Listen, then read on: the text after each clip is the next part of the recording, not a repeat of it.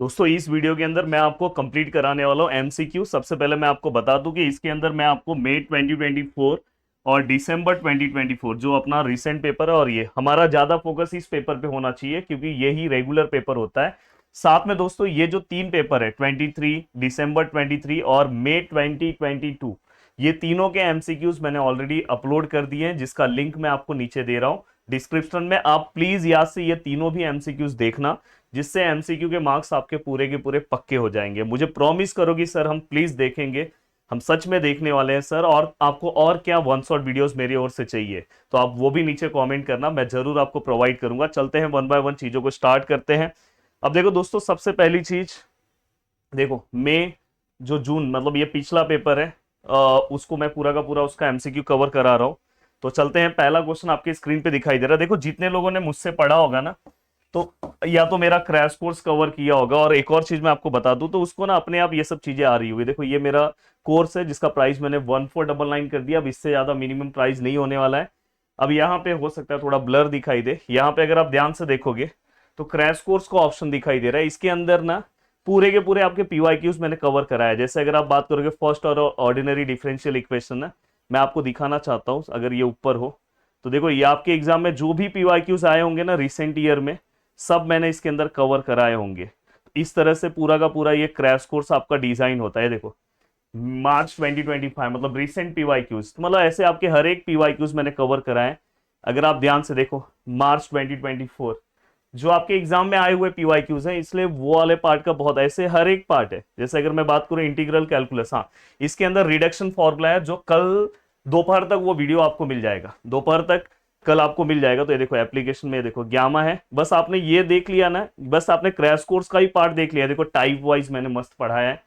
Type wise पढ़ाने के बाद अगर आप ध्यान से देखो, ये देखो मई 2024 में एमसीक्यू पार्ट में आया था, जो देखो ऑलरेडी आज हम सॉल्व करने वाले, ये ऑलरेडी मैंने क्रैश कोर्स में कवर कराया है।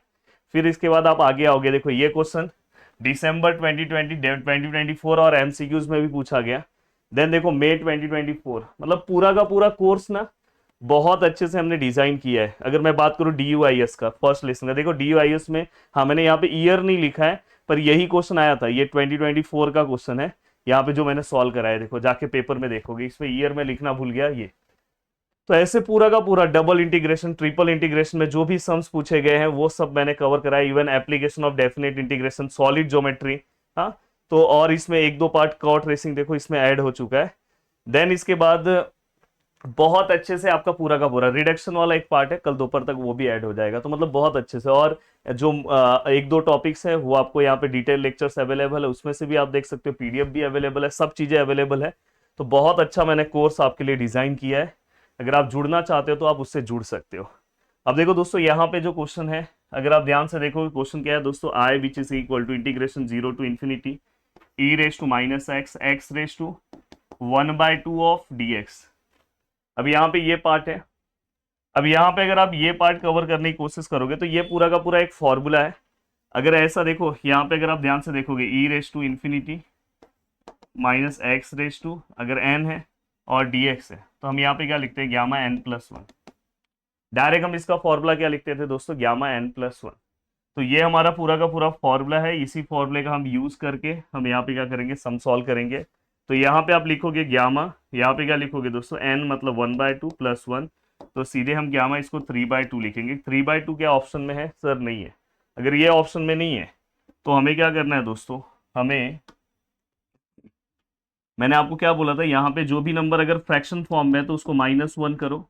इसलिए एमसीक्यू आपको बाद में सॉल्व करना चाहिए। पहले अगर क्रैश कोर्स आप पूरा का पूरा कवर कर लो, पूरा सिलेबस रेडी कर दो, तो एमसीक्यू आपको ऐसे ही सॉल्व करने आएगा। अब देखो दोस्तों, 3/2 -1 कितना होता है, 1/2। 3/2 -1 कितना होगा, 1/2। तो ये क्या आएगा, 1/2, और इसका ग्यामा 1/2 मतलब रूट पाई होता है। तो फाइनली रूट पाई बाय 2 कहाँ पे है, सही ऑप्शन कौन सा है, तो ऑप्शन नंबर कौन सा आएगा दोस्तों, ऑप्शन नंबर सेकेंड। हो गया सॉल्व।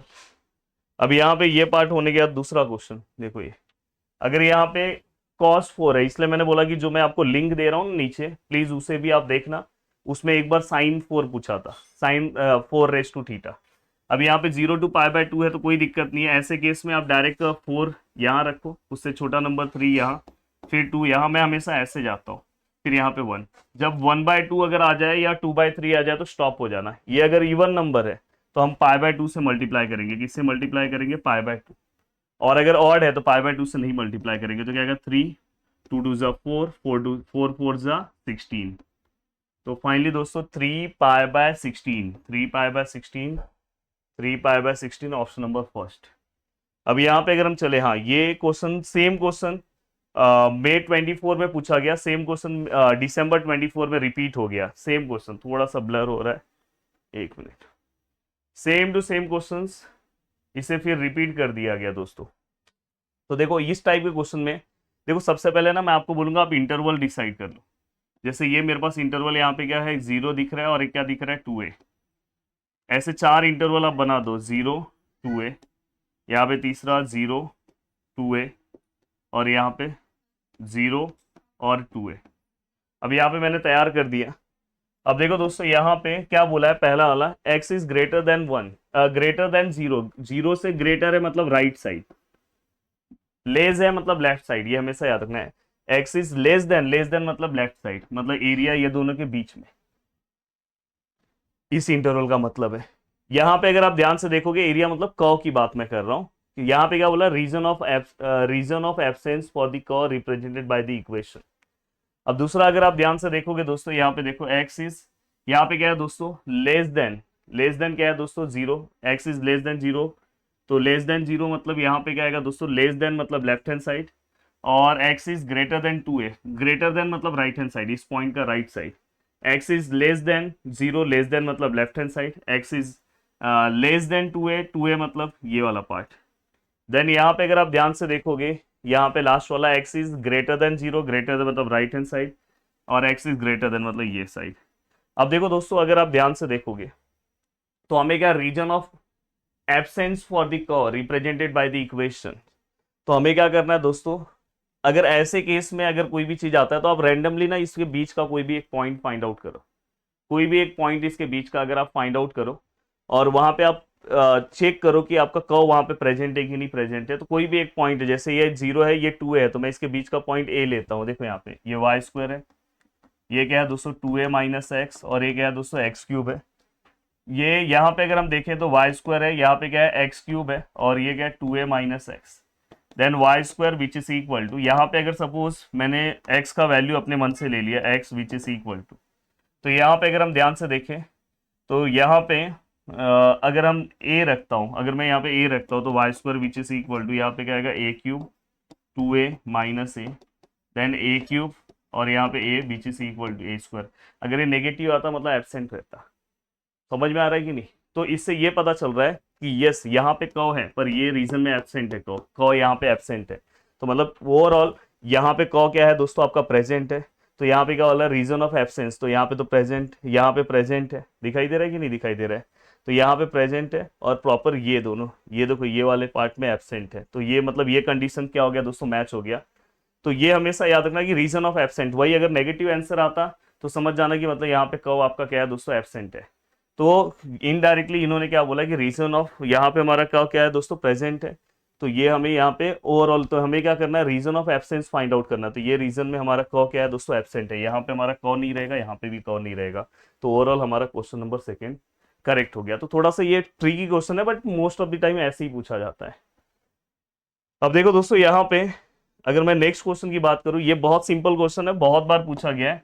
तो ये क्वेश्चन आपको सॉल्व करके जाना चाहिए। सेंटर और रेडियस पूछा है स्फीयर का। तो देखो मैं सबसे पहले बोलूंगा इसमें x वाला जो टर्म है उसको 2u से कंपेयर करो, x सही नहीं 0। 2v से दोस्तों y वाला कोई टर्म नहीं है 0। 2w से दोस्तों z वाला कौन सा टर्म है? -2। एंड दोस्तों d क्या है दोस्तों? -3। बस आपको इससे ही मतलब है, फास्ट आपका आंसर आ जाएगा। तो u इक्वल टू क्या आएगा दोस्तों? 0। v इक्वल टू क्या आएगा दोस्तों? 0। w इक्वल टू क्या आएगा? -1। d equal to -3।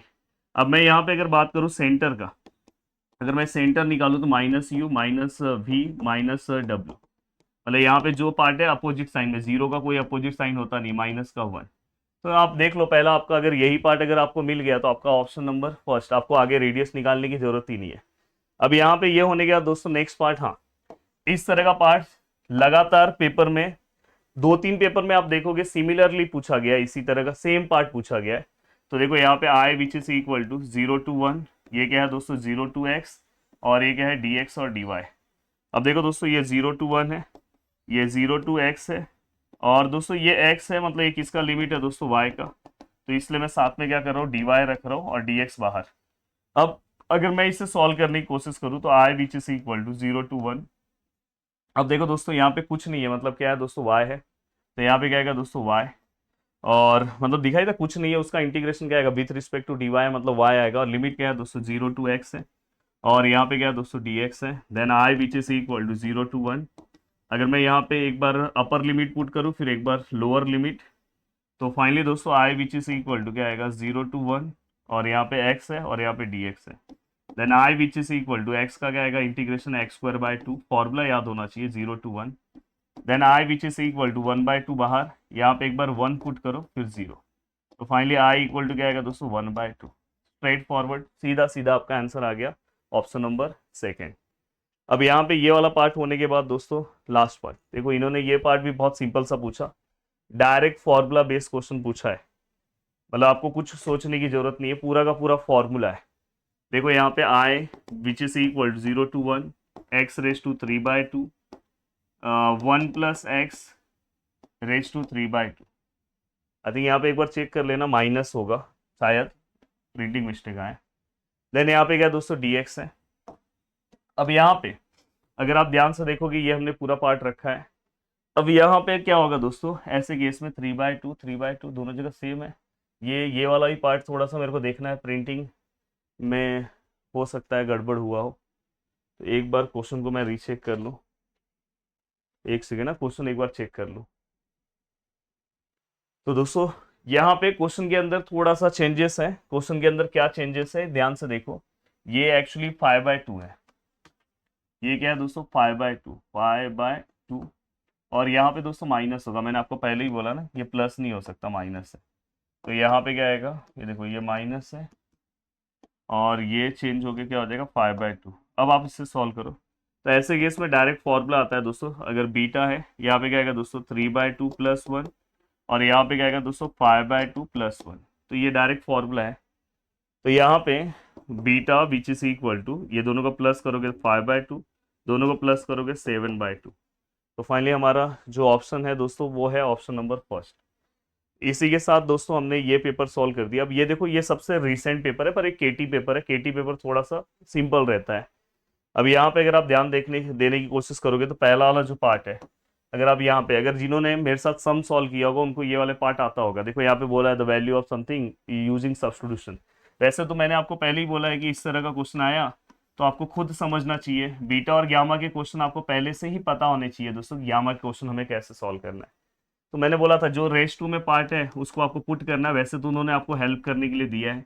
देन हम क्या करते हैं 3 को वहां पे लेंगे तो क्या आएगा दोस्तों 1/3, फिर आप इसको डिफ्रेंशिएट करो, तो अगर आप करोगे तो यहाँ पे क्या आएगा dx/dt, यहाँ पे क्या आएगा 1/3 t रेस टू 1/3 - 1 मतलब -2/3, n x raise to n वाला फॉर्मूला मैंने यूज किया, एन एक्स एन -1 ये वाला फॉर्मूला। अब देखो दोस्तों यहाँ पे हम dx रखेंगे, यहाँ पे क्या आएगा दोस्तों 1/3 t रेस टू 2/3 और dt, ये पूरा का पूरा एक पार्ट हो गया। अब हमें लिमिट क्या दिया है दोस्तों, x का वैल्यू क्या है 0 और दूसरा x का वैल्यू क्या है इन्फिनिटी। अगर मैं यहाँ पे 0 रखता हूँ तो t का वैल्यू भी 0 आएगा, t का वैल्यू भी क्या आएगा दोस्तों इन्फिनिटी। अब यहाँ तक का पार्ट होने के बाद अब हमें क्या करना है दोस्तों, अब हमें हमारे वैल्यूज को चेंज करना है। यहाँ पे देखो 0 to इन्फिनिटी, यहाँ पे दोस्तों रूट ऐसे ही रहेगा, x के प्लेस पे कौन सा वैल्यू आएगा t raise to 1/3, e raise to ये क्या हो जाएगा दोस्तों t आ जाएगा क्योंकि इसका मतलब t है, और dx के प्लेस पे ये वैल्यू आ जाएगा 1/3 t रेस टू -2/3 और dt। तो एक तरह से ये सम का वाला पार्ट हो गया। Then i which is equal to, अगर मैं ध्यान से देखूँ तो 0 to इन्फिनिटी 1/3 बाहर, ये देखो दोस्तों ये 1/3 ये रूट मतलब क्या होता है 1/2, तो 1/3 में 1/2 को आप मल्टीप्लाई कर दोगे, रूट मतलब 1/2 होता है, तो फाइनली क्या हो जाएगा 1/6 e raise to -t t raise to -2/3 of dt। Then i equal to 1/3 0 to infinity e raise to -t t raise to, अगर मैं इसे सॉल्व करने की कोशिश करूं, मेरा कैल्सी का है, वैसे तो बिना कैल्सी के भी सॉल्व कर सकते हो पर रिस्क मत लिया करो। देखो 1/6 - 2/3, तो आंसर क्या आ रहा है दोस्तों, -1/2 ऑफ dt। अब यहाँ पे i which is equal to 1/3। हाँ सर। अब यहाँ पे क्या आएगा सर, देखो यहाँ पे ई रेस टू समथिंग यहाँ पे दिखाई दे रहा है, तो डायरेक्ट ग्यामा फॉर्म में आपका आंसर आ जाएगा। Gamma which is equal to यहाँ पे -1/2 + 1, तो 1/3, इसका मतलब 1/2, 1/3, 1/2 मतलब कितना होता है दोस्तों, √π। तो √π/3 कौन सा ऑप्शन है, √π/3 ऑप्शन नंबर 4। तो एक तरह से ये सम वाला पार्ट था। देखो ये सिमिलर पार्ट है, पीछे की तरह जो सम आया था सेम है जो मैंने आपको सॉल्व करा के दिया। अब देखो दोस्तों ये वाला पार्ट, यहाँ पे आपको सेंटर और रेडियस निकालना है। तो मैं चाहता हूँ कि प्लीज ये वाले का आंसर आप सभी लोग कमेंट करो प्लीज। सेंटर इसका क्या होगा और रेडियस क्या होगा, बहुत सिंपल सा पार्ट है। आपको क्या करना है दोस्तों, यहाँ वाला जो पार्ट है 2u के साथ -4 लेना है, x वाला पार्ट 2v के साथ 6 लेना है, 2w के साथ -2 लेना है। तो यहाँ से u इक्वल टू क्या आएगा दोस्तों, -2, v इक्वल टू क्या आएगा दोस्तों 3, एंड w इक्वल टू क्या आएगा दोस्तों -1। अब यहाँ पे अगर आप ध्यान से देखने की कोशिश करोगे तो ये जस्ट यहाँ पे जो भी वैल्यूज है उसका साइन अपोजिट कर दो, आपका सेंटर है। और अगर आपको सेंटर मिल गया तो रेडियस का कोई जरूरत नहीं है, रेडियस निकालने की जरूरत नहीं, डायरेक्ट समझ में आ गई कि सेंटर है तो उसी का पार्ट रेडियस होगा। तो आप प्लीज मुझे बताओ कमेंट करके कि इसमें से कौन सा आंसर हो सकता है। अब देखो दोस्तों यहाँ पे ये होने के बाद नेक्स्ट ये भी सिमिलर सम जैसा पीछे सम आया था वैसा ही सम है, थोड़ा सा अलग है। तो i which is equal to 0 to 1, 0 to y। अब देखो 0 to y मतलब ये x का लिमिट है, तो यहाँ पे dx आएगा, जैसे पीछे 0 to x था, और यहाँ पे क्या आ जाएगा dy। i which is equal to 0 to 1। अब यहाँ पे दोस्तों क्या आएगा, कुछ नहीं है, x आएगा 0 to y और ये dy। Then i which is equal to 0 to 1, यहाँ पे y हम पुट करेंगे, 0 पुट करने की जरूरत नहीं है। देन दोस्तों अगर हम y का लेंगे लिमिट, y का इंटीग्रेशन, तो y²/2, और यहाँ 0 to 1। अगर यहाँ पे आप वैल्यू पुट करोगे तो 1/2 आएगा, जस्ट पुट करके देखो, 0 पुट करोगे तो 0 ही आएगा, तो 1/2 अपना राइट आंसर है, ऑप्शन नंबर 3। अब इसी के साथ ये मुझे बहुत अच्छा क्वेश्चन लगा, जिनको कॉन्सेप्ट पता होगा तो वो एक झटके में इसका आंसर दे देंगे। ये जो पार्ट है दोस्तों इसको आपको पोलार फॉर्म में कन्वर्ट करना है, ये कार्टेशियन पार्ट है पोलार। अब देखो दोस्तों यहाँ पे क्या आएगा, r थीटा आएगा, ठीक है। dx और dy को क्या रिप्लेस करना मैंने आपको बताया था, r dr d थीटा। तो r dr d थीटा जहां पे होगा, सर इसमें नहीं है, ये रिजेक्ट हो गया, इसमें नहीं है सर, रिजेक्ट हो गया, इसमें नहीं है, reject, r dr d theta है, देखो r थीटा, ये परफेक्ट, ऑप्शन नंबर 4। तो ये बाय ऑब्जर्वेशन आप लिख सकते हो। नंबर ऑफ रोज को, अगर आपने मेरा कॉर्ड ट्रेसिंग वाला पार्ट बहुत अच्छे से देखा होगा तो आपको पता है कि अगर समझो यहाँ पे जो भी वैल्यू इवन है उसका डबल कर दो, 2 का 4, तो मतलब यहाँ पे नंबर ऑफ कॉ कितने आएंगे, 4। तो सीधा सीधा ऑप्शन नंबर ए हो गया। और इसी के साथ हमने पूरा पार्ट सॉल्व कर दिया। देखो जो लोग कोर्सेस में है इसका पीडीएफ उनको मिल जाएगा, वहां से वो चीजें कवर कर सकते हैं। और प्लीज आप सभी लोगों से मेरा एक रिक्वेस्ट है कि 2022, 23 एंड 22 का भी एमसीक्यूज आपको कवर कर लेना चाहिए। और सभी चीजें मैंने बहुत अच्छे तरीके से आपको कंप्लीट करा दी है, और बहुत अच्छे से। बाकी आपको और क्या चाहिए मेरे साइड से प्लीज़ बताना, अच्छे से पढ़ना, इस सब्जेक्ट को लाइटली मत लेना। सबसे ज़्यादा केटी लास्ट में दिखाई देता है इसमें, क्योंकि इसके अंदर पूरा इंटीग्रेशन और डेरिवेटिव का कॉम्बिनेशन है। जय हिंद दोस्तों। कोर्सेज से जुड़ना है तो जुड़ सकते हो, जिसका प्राइस मैंने बहुत कम कर दिया, उससे कम प्राइस नहीं करूंगा, 1499। चलो बाय।